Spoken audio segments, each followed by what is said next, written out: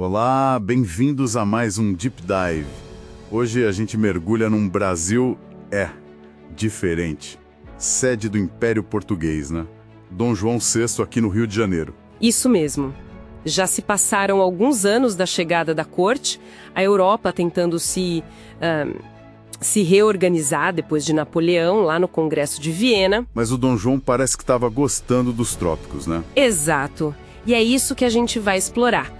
Como era a vida nessa capital, assim, improvisada, crescendo muito rápido, e as mudanças todas políticas, culturais. Usando o quê? Relatos da época? Principalmente relatos de viajantes, documentos. A ideia é entender as complexidades, sabe? As contradições desse tal reino americano. Ok, então vamos lá. Começando pela cidade, o Rio de Janeiro. Que não era mais a mesma, né? Não mesmo.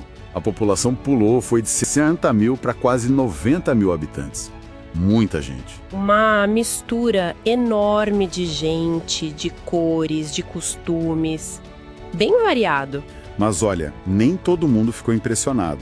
Teve um viajante, o Lecoq, que, nossa, ele disse que era uma das mais sujas associações de seres humanos sobre o céu. Pesado, né? Bastante. Mostra bem o contraste, né? Tinha a pompa da corte, mas a realidade da cidade. E a vida ali no dia a dia. Tinha suas peculiaridades. O transporte, por exemplo, as cadeirinhas carregadas por escravos. Ah, sim. Viraram moda depois que Dom João usou uma por causa de uma picada de carrapato, é isso? Isso. A história que contam é essa. Mas assim, a qualidade era meio duvidosa. Teve outro viajante que comparou com carrinhos de feira. Entendi. E os outros perrengues urbanos? Mosquitos? Muitos. Tanto que chamaram o Brasil de Terra das Bofetadas. Imagina. E ratos, baratas, essas coisas. Nossa. E para se divertir, como era? Tinha um passeio público que já existia. Algumas touradas, mas parece que nem sempre animadas. E o teatro? Ah, sim, o Real Teatro de São João. E na música, Dom João foi importante, sim. Apoiou talentos locais, como José Maurício Nunes Garcia. O Mozart brasileiro. Exato. E trouxe gente de fora também, como Marcos Portugal, para a Capela Real. E tem a história incrível da Fazenda Santa Cruz. Conta mais. Era uma propriedade da coroa, né? E lá, os escravizados, além de trabalhar na lavoura, formavam orquestras, corais, tocavam música sacra, música erudita. Sério? Que coisa. Sim, era o chamado Conservatório de Santa Cruz. Músicos talentosos que eram chamados para tocar até na Capela Real. Tocavam de tudo, marchas, até óperas. Que paradoxo, né? Escravidão e alta cultura lado a lado. Totalmente. E ainda tem a fofoca que o Dom João às vezes dormia durante as óperas no teatro. Faz sentido. Talvez fossem longas. Mas falando em escravidão, esse era o pilar de tudo, né? Sem dúvida. O Rio tinha uma das maiores populações escravizadas do mundo na época. Comparável à Roma Antiga, dizem. Quase empatava com a população de origem europeia. E isso era visível. Nos jornais, anúncios de venda, aluguel. Vende-se Joaquim, escravo mulato, oficial de alfaiate e barbeiro. Era assim, explícito. Exato. E a área ali perto do Paço ficou conhecida como Pequena África. De tanta gente escravizada, morando e trabalhando. E faziam de tudo, né? Tudo. Barbeiros, vendedores ambulantes, carregadores de mercadorias, os negros de ganho, que eram alugados para fazer serviços. E a chegada da corte aumentou o tráfico, mesmo com a Inglaterra pressionando contra. Paradoxalmente, sim, a demanda por mão de obra aumentou e o tráfico continuou forte, apesar dos acordos com os ingleses. Tinha resistência, imagino. Claro. Fugas eram comuns. E tinha resistência cultural à ironia popular. Tem os versos que registraram, tipo: Senhor branco quando furta, furta prata e patacão. Nosso preto quando furta, vai parar na casa de correção. Nossa, e não eram só tensões raciais, né?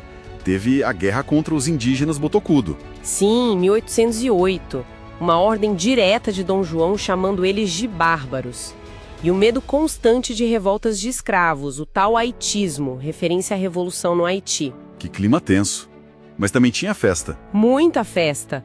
A vida era marcada por celebrações constantes, procissões religiosas, com a corte participando, fogos de artifício, batuques na rua, datas comemorativas da família real. Uma mistura de tradições, então. Exato. Misturava o catolicismo português com elementos das culturas africanas e, claro, servia para reforçar a imagem do império agora aqui, nos trópicos. E aí vem a grande jogada política, né? 1815. Isso, Dom João eleva o Brasil à condição de Reino Unido a Portugal e Algarves. Uma mudança enorme de status. Por quê? Bom, era uma forma de consolidar o poder aqui, já que a volta para Portugal era incerta, com a Europa ainda meio bagunçada. Facilitava o comércio também. Ah, o comércio deve ter bombado, né? O Rio como centro. Com certeza, virou um entreposto global. Chegava produto da Europa, da África, e saía açúcar, café, algodão. E talvez fosse uma forma de evitar que aqui acontecesse o mesmo que nas colônias espanholas, com as independências pipocando. Faz sentido. E aí, a rainha Dona Maria I morre em 1816. E Dom João se torna rei de fato, né? Rei de Portugal, Brasil e Algarves. E, falando em Europa, a influência da França começou a crescer aqui, culturalmente. Sim, bastante. Na moda, nos livros, nos costumes.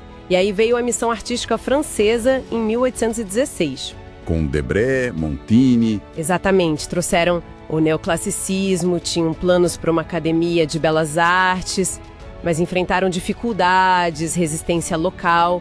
E acabaram trabalhando mais para a coroa mesmo. Muito.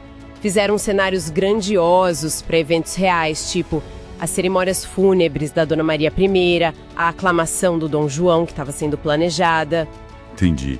Então, a cultura tinha essa influência francesa, mas a política externa era complicada.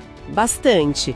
Teve a ocupação da Guiana Francesa por um tempo, depois devolveram, mas o foco maior era a região do Prata. A Cisplatina, né? Uruguai hoje. Isso. Uma intervenção longa para tentar anexar a região, controlar a navegação ali e, claro, a pressão inglesa constante pelo fim do tráfico de escravos. E o Dom João? E enrolava.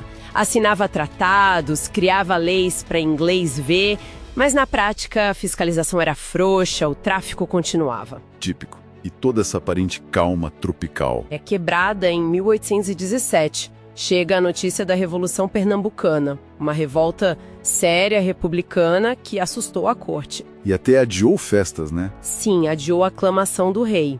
Mostrou que a tranquilidade tinha limites bem claros. Então, resumindo essa época, o que a gente tira disso tudo? Olha, a gente vê um Rio de Janeiro efervescente, mas cheio de contradições, né? Era a capital de um império, se sofisticando culturalmente, com música, arte neoclássica. Mas ao mesmo tempo uma cidade suja, com doenças tropicais e totalmente dependente da escravidão. Exatamente. E politicamente foi um período de transformação chave, com o Reino Unido tentando dar uma estabilidade, só que as tensões estavam ali, crescendo. Tensões internas, com a resistência escrava, a questão indígena, as revoltas como a de 1817. E externas, né? A diplomacia complicada no Prata, a pressão da Inglaterra. Era uma fachada de império consolidado, mas com muitas rachaduras por baixo. Fica então a reflexão, né? Será que essa tentativa do Dom João de criar esse império luso-brasileiro aqui nos trópicos, com toda essa pompa, toda essa cultura importada e adaptada, será que isso tudo não acabou, de forma irônica, acelerando o caminho para a separação? Para a independência do Brasil? É uma ótima pergunta para se pensar. Fica aí a provocação. Até o próximo Deep Dive.